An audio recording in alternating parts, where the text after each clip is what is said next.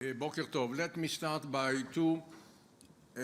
with two comments about the current situation. I'm going to talk about it more extensively in the evening panel, but I think I have to preface that to what I'm going to say later. One about Egypt, one about the United States. I think, like all Israelis, we would like to see democracy in Egypt.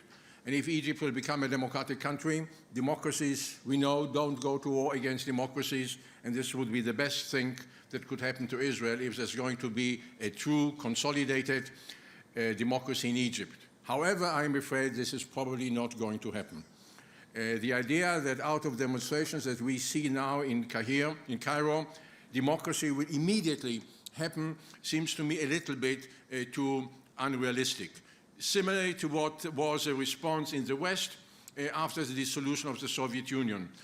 Absent communism, everybody said, including Fukuyama and everybody else, democracy and capitalism and liberalism will go in the former Soviet Union. It didn't happen in Russia. We got Putin. We got a neo-absolutist, neo-authoritarian system in Russia. And something similar may happen in Egypt, because in order to have a successful transition to democracy in countries like Poland and Hungary and the Czech Republic, you need a civil society, you need traditions of representation, you need a belief in the individualism, you need belief in tolerance, you need all those institutions of civil society which are necessary for the development of democracy. These elements were lacking in Russia, I think they're lacking in Egypt, and to my mind, and this is not because I do not want to see democracy in Egypt, I'd welcome it, I think the options in Egypt may be either a military dictatorship or chaos, or the takeover by extreme elements, including the Muslim Brotherhood, or a combination of those. So we should be realistic with all our support for the Egyptian people and democracy to imagine what can happen in Egypt. My second point is about the United States. It seemed to me that the United States didn't have a clue about what was happening in Egypt, and therefore they zigzagged, they said everything and its opposite, and I would have expected a country like the United States and a thoughtful president like President Obama to be a little bit more responsible, a little bit more thoughtful, and a little bit more consequential about what the United States would like to see in the area. Now about the peace process, very briefly. Despite all the beliefs that I would like to see in resumption of negotiation between Israel and the Palestinian Authority, it seems to me at the moment that the chances for that are not very high. Precisely the leaks which former Prime Minister Olmert referred to in an interview a few days ago suggest that yes, both the Israelis and the Palestinians made concessions, but the fact is, at the end of the day, there was no agreement. And we have seen again something similar to what happened after Camp David and Taba 2000, when at that time Yossi Beilin, now Ehud Olmert were saying, we are that close. We were not that close in 2000.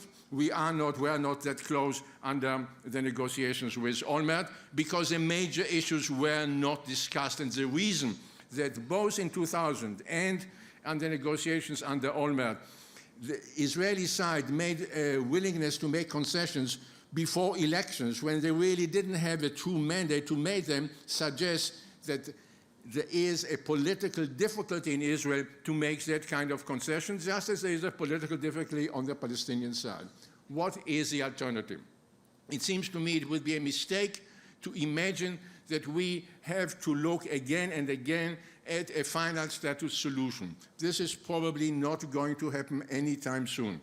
This didn't happen in Cyprus, it didn't happen in Kosovo, didn't happen in Bosnia, and our conflict is a little bit more complicated than those conflicts.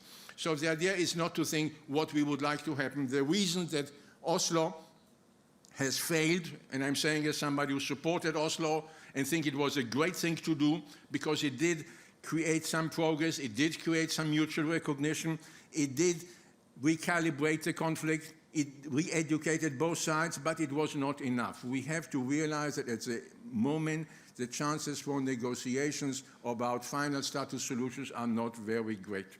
The alternative is to move from conflict resolution to conflict maintenance or conflict management. And this means a number of steps that have to be taken by both sides, primarily by Israel. I would very much welcome what Shaul Mofaz said about a series of interim agreements. I do not see the Palestinians being ready to sign an interim agreement because they are stuck on their final status agreement. But I can see a number of things that Israel can do, also the Palestinians. First of all, I think Israel has to rethink, and I know this is going to be very controversial, to rethink the siege of the blockade of Gaza. It has failed. It didn't bring down Hamas. It didn't bring back Gilad Shalit. It has failed, and it's created an image in the world which is against the interest of Israel and against our values. You do not put a siege on 1.25 million people. Yes, we have to make sure that things that have to do with military weapons, etc., should not enter Gaza. But the list, whether it's a black list or white list, that we consider that Gaza is still under our rule. Gaza is not our rule. We got out of Gaza, and we have nothing to look for in Gaza. We have to make sure that military equipment is not going to enter Gaza, but we do not have to go into lists of what is permitted or not permitted. It's none of our business. Gaza is not part of our responsibility anymore. We have a responsibility to defend Israel, not to dictate to what is going to happen in Gaza, also because we failed. Secondly, we have to help the Palestinian Authority gently and sometimes not always publicly to create their institutions, because the major failure of the Palestinians was not that they didn't achieve an agreement with Israel. The major failure under Arafat, less so under Abu Mazen, but still very fundamental, is a failure to build institutions. What Arafat and his people built on the West Bank and in Gaza, so long as they control it, was another mukhabarat state, a state controlled by security services. They did not create the infrastructure of a civil society, responsibility, accountability. The present Palestinian Prime Minister is working on it. We should try to help him. And let me again say, if at the end of this process, which the Palestinians are doing half-heartedly, because Fayyad has said that they will move towards unilateral declaration of independence in another year, and then he has said they're not going to do it. I think that if they're going to move in this direction, this is not the end of the world. Because if the Palestinians behave as a state, and they declare a state, even if it's not going to be recognized by many countries, and certainly it will not immediately be recognized by Israel, and should not be recognized, the conflict is becoming a little bit more of a normal conflict between two states, two countries, one a little problematical, Palestine, another being Israel. So it is a little bit a more conflict. It's not just a conflict about occupier and occupied. We should consider and recalibrate our thought about that. We should try to help the Palestinians in the institution building, and we have to realize how to do it. One last word about the Arab Peace Initiative, because it was mentioned. I think it was a great step forward, because for the first time the Arab League unanimously considered the possibility of peace with Israel. But there is a cognitive mistake here. People think that the Arab Initiative offered negotiations with Israel. It did not offer negotiations with Israel. It set down 3 conditions, which are the traditional conditions of the Palestinian position, that if Israel accepts it, a Palestinian state, full Israeli withdrawal to 67 boundaries, and a just solution to the refugee problem as understood by the Palestinians and negotiated about. If Israel accepted, then the Arab League or the Arab countries will normalize relations with Israel. Now, this is not exactly a diktat, but this is not exactly a call for negotiations. What Israel should do is welcome the Beirut Arab League declaration, welcome the willingness of the Arab League to consider peace with Israel, and say, we are ready to negotiate. You have 3 conditions, we will have our conditions as well, and let's negotiate about it.